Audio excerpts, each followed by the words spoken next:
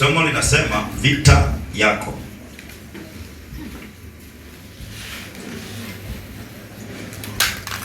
Vita yako ya kiroho na baraka zako za kiroho huanza na maneno au neno. Vita yako ya kiroho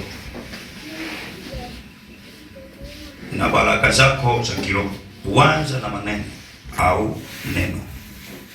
Tujifunze kitu. Tujifunze hapa kwamba vita yako, vita, yaani wewe ambaye uko vitani, na naelewa vizuri kwamba mtu yote aliyeokoka unakuwa umefunua ukurasa wa vita. Sasa ili upate kushinda na ili ubarikiwe, yaani yako mambo mawili, kwamba ushinde vita ubarikiwe, au ushindwe vitu ingie kwenye laana.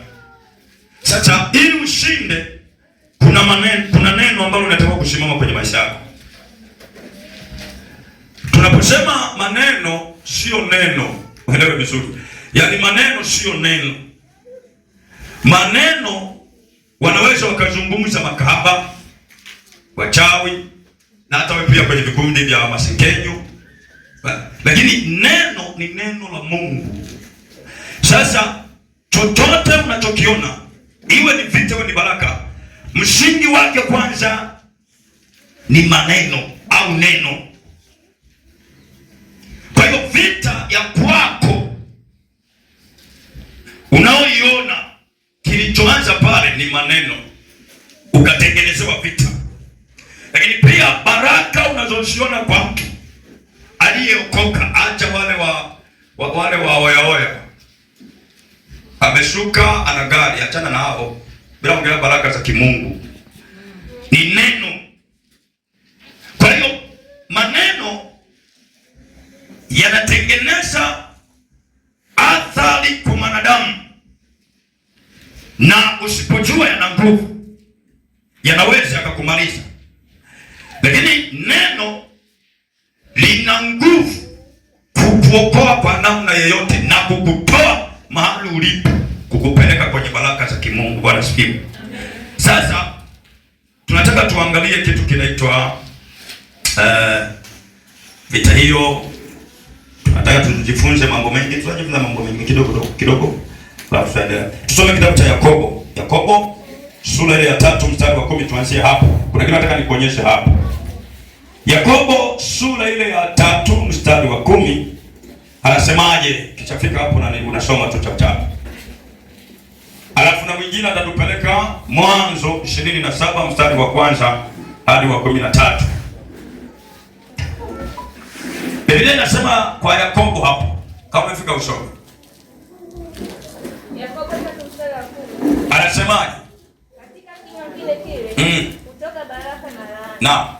Ndugu zangu, yes, haifai mambo hayo kuwa hivyo. Hapo. Kila mmoja wetu hapa tulipo tuna kitu kinaitwa kinywa. Yaani kila mmoja, ndio maana unakula. Kama hulaji wewe una kinywa, ila kama unakula kinywa unacho. Kwa hiyo tukiongelea mdomo, kuna viungo tumevibagua pale, lakini tunapoongelea kinywa tunamaanisha viungo vyote vinavyotengeneza hii kitu inaitwa mdomo. Kinywa, meno, ulimi, fizi, hivyo tunapata kitu kinaitwa kinywa. Sasa kwenye kinywa chako, kwa sababu tukiongelea mdomo tunatoa ulimi, tukitoa ulimi unakuwa ni bubu. Sasa tunataka tuzungumze na mtu anayezungumza. Nataka niseme na mtu anayesema. Sisemi na bubu, sisemi na kiziwi, no. Nasema na mtu ambaye unaongea, unakula, unacheka, unasengenya, unaomba, unaimba, unaruka. Yaani ndio nataka niseme na wewe. Yaani nataka nikuonyeshe hicho kinywa ulichopewa, faida yake na hasara yake. Hicho kinywa. Kwanza moja, ujue tumepewa kinywa na Mungu ili tuumbe.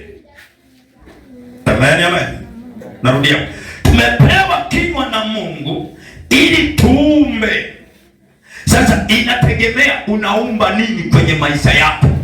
Unaumba baraka au unaumba laana?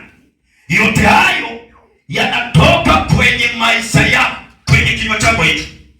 Yaani unapoona laana imekuandama, wewe mwenyewe ndiye chanzo, au kuna watu waliokaa kwenye vibarasa wakakutengenezea vita ikakufuata. Kilichoanza pale ni maneno yanayotoka kwenye kinywa cha mwanadamu. Haleluya!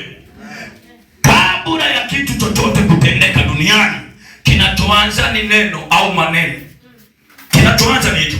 Wakati ninafikiri kuja Mwanza, nilianza maneno, nikasema nitaenda Mwanza, na nikienda Mwanza nitaenda kwa mchungaji. Nikimwona nitamuuliza 1 2 3. Baada ya kuongea maneno hayo, nikafunga safari, kikaanza kitu kinaitwa vitendo.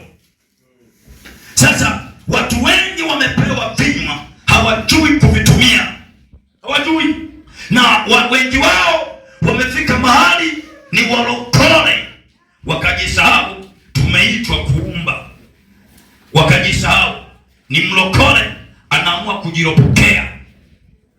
Tunasali tu, tafikiri tutafika wapi? Kwa sababu umeshasema tunasali tu, tutafika wapi? Hatuwezi tukashangaa ukianguka kwenye uzinzi, hatuwezi tukashangaa ukianguka kwenye uchawi, hatuwezi tukashangaa ukianguka kwenye uasi. Kwa nini? Ulishajisemea mwenyewe ya kwamba tunasali tu. Kwani tutafika wapi? Neno lile yatabia kusimama. Bwana sifiwe. Haleluya.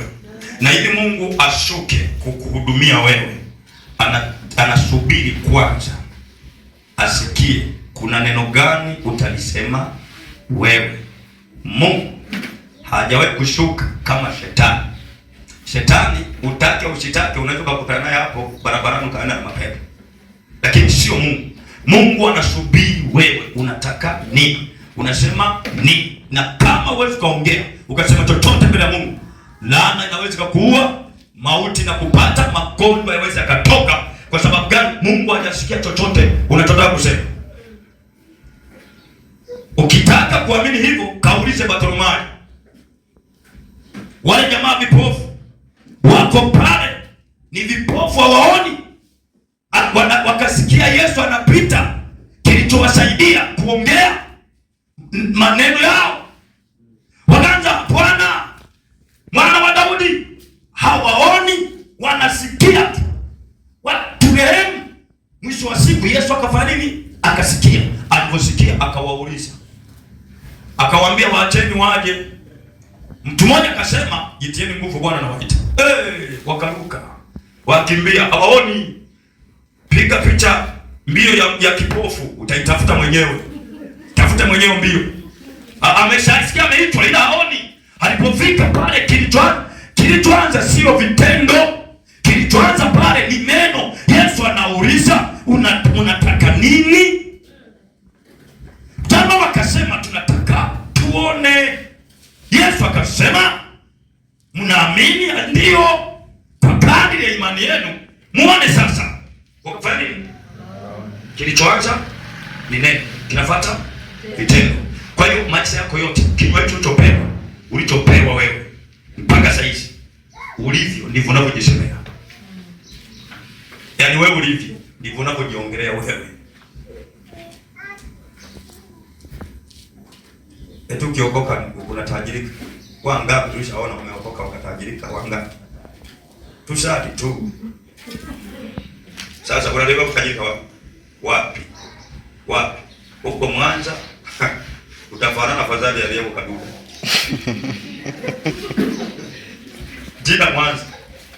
Ila maisha yako kwa sababu ya kinywa chako ni afadhali ya mtu ambaye, nikiongea Kaduda, ni kijiji moja ambalo liko ukifika Katoro liko ndani. Pale kule unaenda kukutana mipunga huko. Na wewe kwa Mwanza, kama mtu ka kijiji kule kana kuzidi. Kwa nini? Maneno. Kwa hiyo Kinywa chako hicho ndiyo chanzo cha wewe kuwa ulivyo. Kinywa hicho